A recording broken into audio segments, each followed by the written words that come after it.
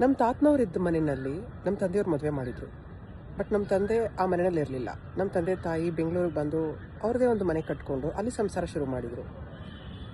Litre ನಮ್ಮ ತಂದೆ ತಾಯಿ ಮನೆ ಕಟ್ಟಿರೋ ಮನೆಯಲ್ಲಿ ನಾನಿಲ್ಲ. ನಾನು ಮತ್ತೆಲ್ಲೋ ಬೇರೆ ಬಂದು ಒಂದು ಮನೆ ಕಟ್ಕೊಂಡು ಸಂಸಾರ ಶುರು ಮಾಡಿದ್ದು.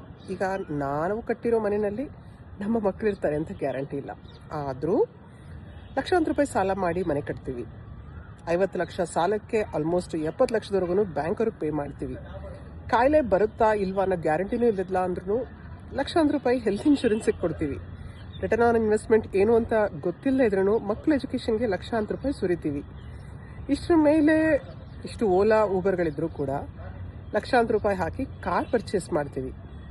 The point that I am trying to say is, ಇದ್ರ ಮಧ್ಯ ನಾವು ಹೆಣ್ಮಕ್ಳು 50 ರೂಪಾಯಿ 100 ರೂಪಾಯಿ ಕಾಫಿಗೋ, 500 ರೂಪಾಯಿ 1000 ರೂಪಾಯಿ ಪಾರ್ಲರಿಗೋ, ಬ್ಯೂಟಿ ಪಾರ್ಲರಿಗೋ, ಅಥವಾ 1000 5000 ಸೀರೆಗಳಿಗೋ ಖರ್ಚು ಮಾಡಿದರೆ ಗಂಡು ಮಕ್ಕಳು ಎತ್ತಾಡಬಾರ್ದು.